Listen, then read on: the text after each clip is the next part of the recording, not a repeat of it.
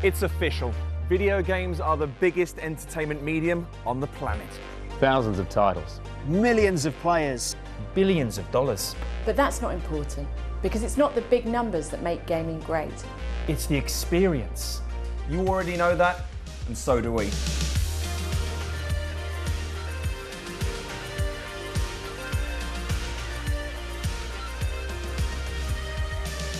This isn't another show just trying to justify gaming. What's there to justify?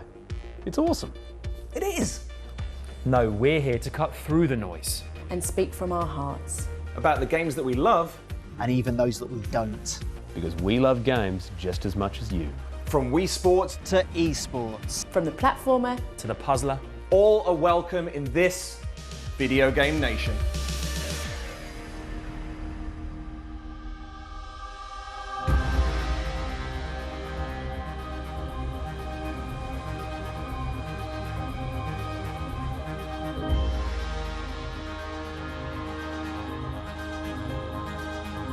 I always find it quite crass when a publisher boasts about how expensive their game was to make. It's that whole nouveau riche mentality of the cost of something being directly relative to its quality. Oh, those pink leopard print jeans cost £1,000, you say? Worth every penny, sir. In the case of Destiny, there's been plenty of chest beating regarding its alleged $500 million production budget. Unsurprisingly, expectations were not so much sky high as they were taking up residence on the International Space Station. After all, if it costs that much to make, surely it must be something very special, revolutionary even.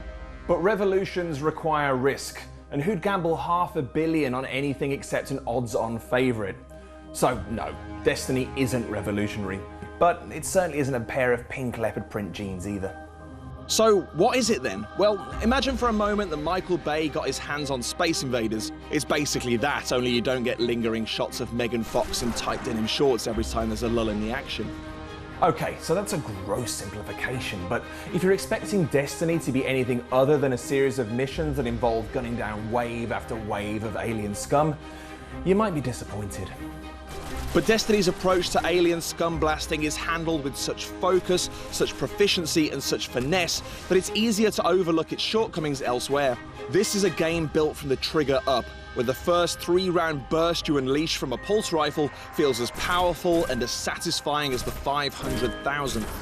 And for a game with a supposed 10-year lifespan, it's important that its shoot, kill, repeat loop is so gratifying, because you're going to be performing those actions for hours, possibly days, or in my case, weeks on end. Being the all-guns blazing type that I am, my Guardian's loadout is focused on close quarters gunishment, an ultra-rapid fire automatic rifle for the grunts, a devastating fusion rifle for crowd control, and a heavy machine gun when I've absolutely positively got to kill every Mother Hubbard in the room. But Destiny caters for a variety of styles, which will come as a relief to our experts. In first-person shooters, I'm very much a kind of maladjusted loose cannon. I love Battlefield because I love to just try and creep round to the enemy's base while we're using a route that no one else is using, so then I can pick them off as they're spawning. That shouldn't be the case because I'm too old to be playing like that now. I'm a massive coward, so I try and stay as far away as possible and use whichever gun has the best range. Stealthy sniper through genuine cowardice, trying to stay as far away from the action as possible and getting a good shot in. I'm quite an impatient person, so I can't bear all the waiting that comes with sniping, and it's like being at the doctor's. When I play a video game, I don't want to wait around. I want, you know, excitement and action, even if that means pretty much instantaneous death. I like to play shooting games with a shotgun. I find that I'm not very good at aiming. Beyond fretting about your arsenal, there's also the matter of choosing a class. Geography or history? Oh, why can't I choose both? I am, of course, talking about the 3 Guardian classes on offer. Titans are Halo Spartans by any other name. They're unsophisticated walking tanks with a brutally effective floor punch that evaporates anything caught in its blast radius. Hunters reward long-range play until the knives come out, while Warlocks are basically mages who know their way around a shotgun, a weaponized Paul Daniels, if you will. Over time, you'll also unlock subclasses which grant a whole new tray of abilities to unlock and master. Bungie's efforts to inject elements of the massively multiplayer online role-playing genre into the first-person shooter are, as with much of the game, ruthlessly streamlined, which works for me. They've identified the bits that are great, finding and buying loot, teaming up with friends for mass skirmishes, customizing your character, and chopped all the unnecessary traipsing around, redundant upgrades, and tedious grinding. Unfortunately, the story appears to have gone missing somewhere along the line too. Despite the best efforts of Peter Dinklage and friends to make us care about our planet-hopping escapades, it all amounts to humorless, by-the-numbers mumbo-jumbo spouted by completely unmemorable characters. It makes you wish they'd let the writers of Borderlands 2 have a crack at it instead. Mind you, when the action's this good, does the story really matter? I don't even know what the story is, really. Is it aliens? Or is it mining? It's always aliens or mining, isn't it? Do you have to mine aliens? Is that what it is? I think the world that Bungie are trying to create is the most important thing about Destiny for me. Like, you know, it's another space shooter, you know, faceless men running around shooting aliens and stuff like that. Like, I don't really care about that. There's enough of those out there already. Like, the fact that they're creating this world and you're going to be able to interact with different things, like that for me is the most interesting thing about Destiny. Really, with Destiny, the whole thing of it is that it's your story. Like, it's the character that you create. It's the weapons and items that you choose, and it's those moments of emergent storytelling when you meet other people in the game world and you go, hey, let's try this boss together. I think that's what it's going to be all about. I think as gamers, we always make much more interesting stories than most script writers. In its current form, Destiny feels like it's laying the foundation for what should hopefully be the sprawling, galaxy-spanning epic that many thought it would be at launch. Fortunately, the foundations are strong, and you'll find plenty of mileage in tackling high-level co-op strikes and battling it out in the Crucible, while Bungie puts Stephen Hawking's theories into practice by expanding its universe.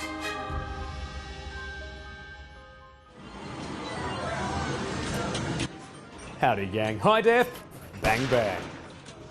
Today we're staring down the barrel at co-op shooters, the games that say a burden shared is a burden halved, especially when that burden is a human body.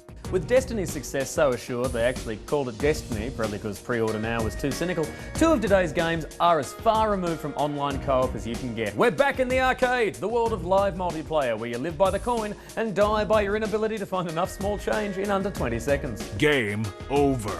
First though, a console game that explores the miracle of friendship through the medium of gunfire. It's 2010's Kane and Lynch 2, Dog Days. A medicated murderer and a straight-laced sociopath go on an adventure with an art style influenced by YouTube. So get ready to be shot on an iPhone while getting shot on an iPhone. Imagine giving orders to a guy via FaceTime while both of you duck Uzi fire. That's what Dog Days looks and plays like. It's meant to be gritty and stylish, but it doesn't get there. The characters swear like 12-year-olds trying to impress the older boys, and the camera swings like it's at a party for mummies and daddies who love other people very, very much. The pace is frantic, which is fine, and the visual style's a nice idea, which is more notable than cool, but on the whole, it's grim, busy, and just a bit boring. I'm not going to give Dog Days a rating, but if you play it with a friend, you'll make a better friend, since both of you will be united against a new enemy, which is this game. It's still better than the title it's a sequel to, and a great visual experiment, but that's about it. In the arcade, things are simpler. You pick up your gun, point it at the screen, and if there's going to be swearing, you'll do it the old-fashioned way, at actual people. Oh, hi, John Robertson. Here comes a new challenger. Ready to blast zombies like it's 1996? Not since I was 11. The House of the Dead is the first of Sega's series of undead blasters, an on-rail shooter where it's you and a pal against a mad scientist. You play as two guys from AMS, which is a secret agency whose mission is to fight zombies. One of them, Thomas, classic zombie fighter name, has a girlfriend, while the other one is only known as G, so probably has trouble getting a girlfriend. It's just such a disappointing name to call out in bed. Oh, gee. Oh, gee. Because it's an arcade game, the time limit is against you. It's almost like these games were designed to make as much money as quickly as possible. And in traditional light gun style, you can't dodge your enemies, meaning your only focus is clearing each screen as fast as you can. Luckily, just like in real life, you can reload your gun by shooting off screen. Plus, it's the only time that firing a gun like this is effective. This is how manic co-op should be, fighting side by side with your friend, because nothing says love quite like getting the zombie they missed.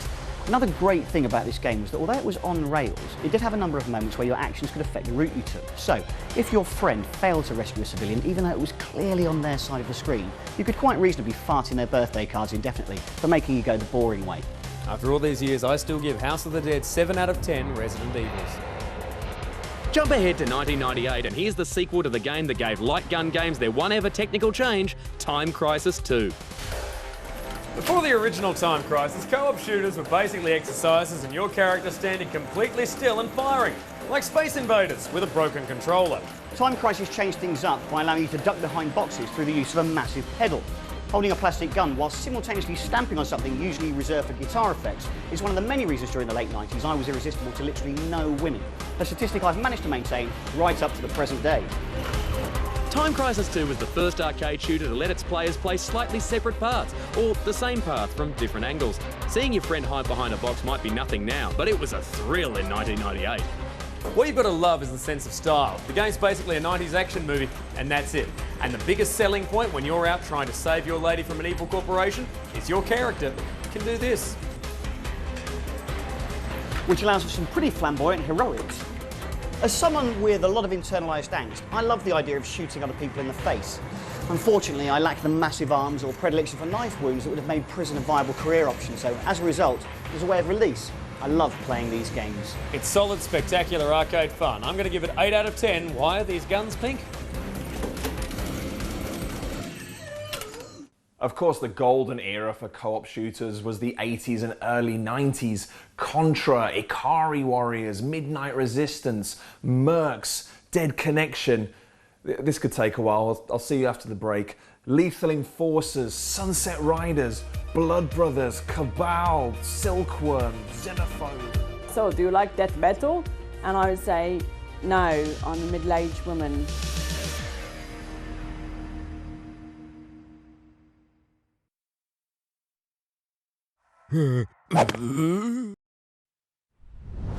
Ross Camp Extreme World starts with India next Sunday at 9 on Pick.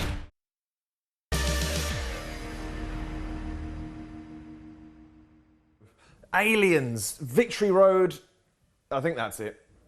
Welcome back. Now, debate rages on as to whether Destiny qualifies as an MMO. I'm in the no camp personally, but listen to our experts talk about their MMO experiences and see if you reckon Destiny matches up. Ah, Metal Slug. That was a good one. That was really good.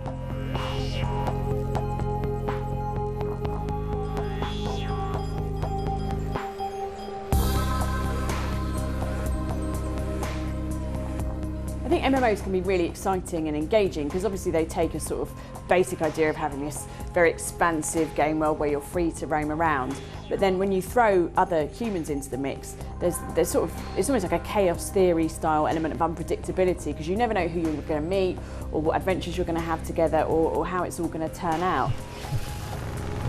I think the MMO was kind of a natural evolution of, you know, people playing things online, right? Like the second the internet happened, it was like, oh, we're going to multiplayer, and we're going to multiplayer from anywhere in the world, and hey, we're going to have it all the time, and you know, we just got this persistent environment where you can just dip in and out, and everyone can meet up together, and it's great. Oh, you okay? MMOs have always absolutely terrified me because I've got quite an addictive personality. Like, I've banned myself from playing Football Manager. I'm not allowed to touch that anymore. And when MMOs started becoming really, really sort of popular around the time of like World of Warcraft, I used to sit with friends who would play and I watched them play, but I'd never really let myself play because I know once I start playing, that'll be it. I think something really interesting is happening with MMOs right now. They're all going free to play. There are very few new launching MMOs with subscriptions or paid subscription models, and they're all going to more frequent update schedules. Things like WildStar. These guys are trying to create a universe that is alive and active and changing, and they're also selling hats to you and fun weapons and stuff. Fill her up, barkeep. I got me woes aplenty. I mean, I've not played too many MMOs. My favorite at the moment, I would say, is probably Guild Wars 2. It has just this really, really nice world. It has all these really great races. The way you start the game is really, really fun. You just have this world that looks really, really pretty, like as in the art design is so nice, and you really feel like the lore is worth exploring. You know, it's sort of superficially nice, and I don't have to commit to it financially. Kate's gone to fight the Nightmare Beast. I'm sure she could use you there. The MMO I've spent the most time in is World of Warcraft. I play a rogue character. Again, theme of my gaming, I'm an absolute coward. I like to sneak up behind people and stab them in the back and then just get away before anyone else can see me again. Like a rogue or a sneaky thief, man. Probably my most sort of vivid memory of playing World of Warcraft with other people was one day I hooked up with this bunch of lads, you know, going around sorting out the old demons and that. And it turned out they were all 14-year-old Norwegian boys. So they were very nice, being Scandinavian, but we didn't really have a lot in common, you know. Like one of them would say, "Oh, so do you like death metal?" And I would say, "No, I'm a middle-aged woman. Have you heard the new Adele album?" So, and I just thought, I'm not sure we're each other's people. For me, playing World of Warcraft is a bit like turning up to a party really, really, really late. Not even fashionably late, like you're so late, everyone's taken all the good drinks, people have made friends, and you're there thinking, should I have even come? I remember sitting with my uni housemate. He was playing World of Warcraft, and I was with him through quite a lot of it. And this is when the level cap was still at level 50. And it was a time where he was just like, guys, telling everyone in the house, guys, I'm gonna hit level 50 at about 2 a.m., something like that. And we were like, oh man, this is gonna be amazing. Like, what's gonna happen? He's like, I don't really know what's gonna happen. I'm like, well, we'll make sure you wake us all up because we wanna be there. So he sort of, you know, run around the house and he's like, guys, I'm gonna hit level 50 literally in about 10 minutes. We're like, okay, we all huddle around his computer. Then he hit level 50 and nothing happens. Like nothing at all. He's just like, well, what can you do now? He's like, I think I can go on that raid now. And we're just like, and go back to bed.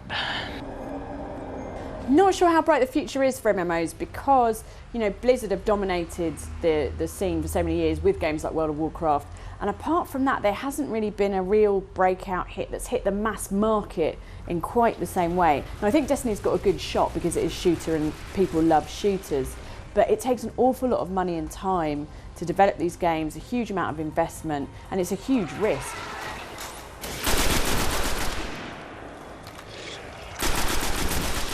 I think stuff like EVE is the future because it's creating, you know, communities and entire worlds literally online. You know, they've been given the tools to create their own community, and I think that for me is what makes a really, really good MMO. Like, the developers just giving you this game, going right now, go off and exist in this world and see how you do it. Like that for me is really, really interesting.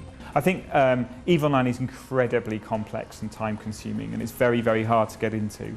But I think we are going to see worlds in the future where you literally can enter a persistent online world, say something like Skyrim, and you can do what you want. And there's no barriers, and there'll be like 10,000 other people in there with you, all living in this world.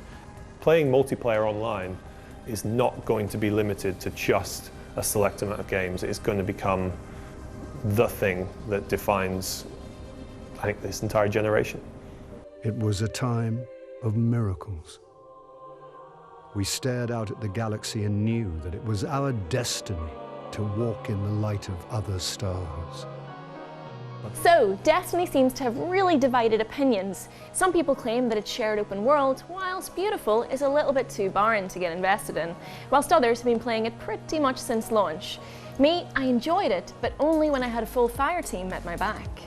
It's simply not something to play on your own. So much so, I don't think that should even be an option for players. The memorable moments of Destiny are the ones you create yourself over party chat. It's like Bungie has given you this awesome sandpit to play in, but you have to bring your own bucket and spade. Most of this stems from the fact that Destiny just doesn't seem to have any discernible personality.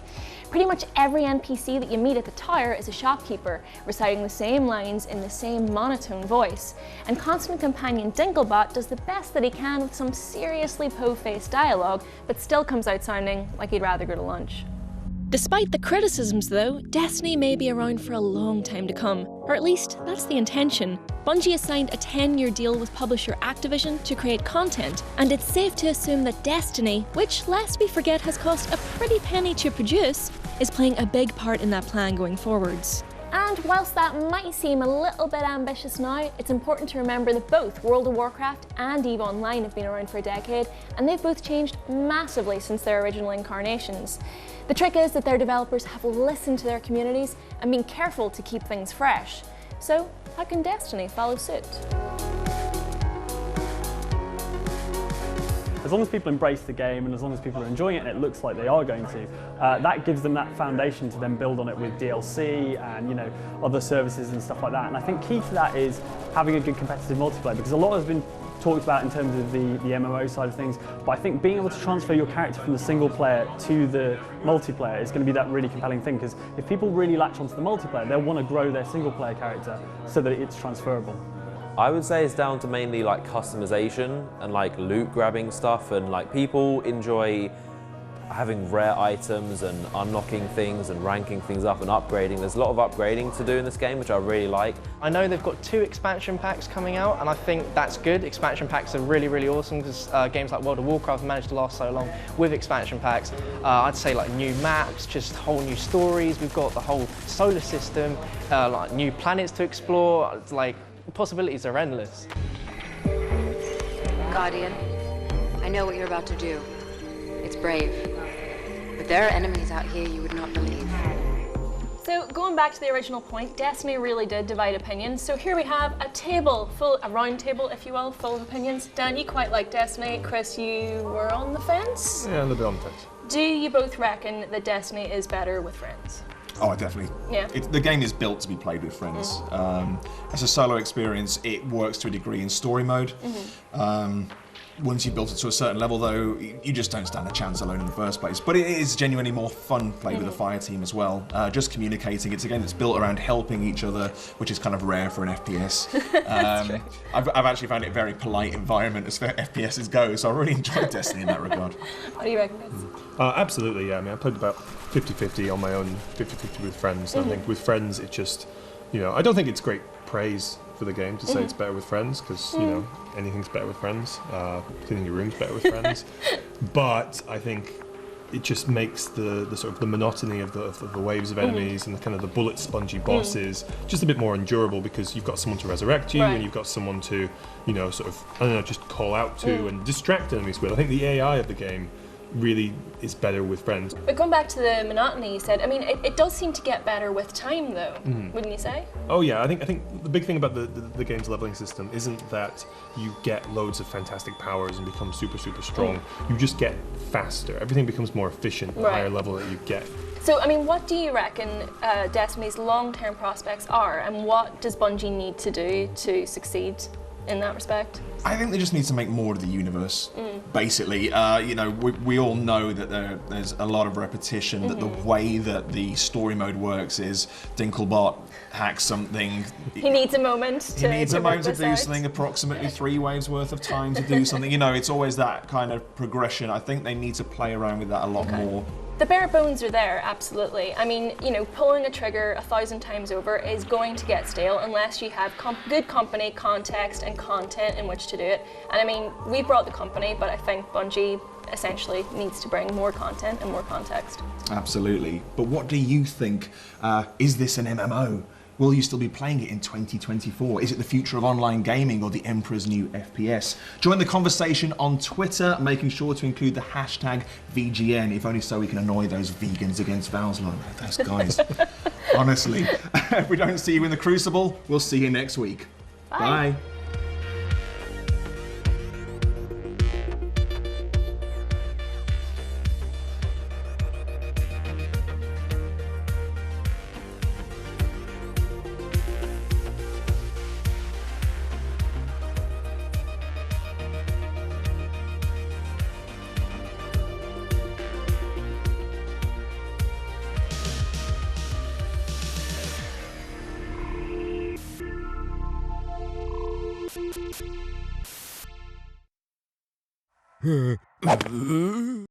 Double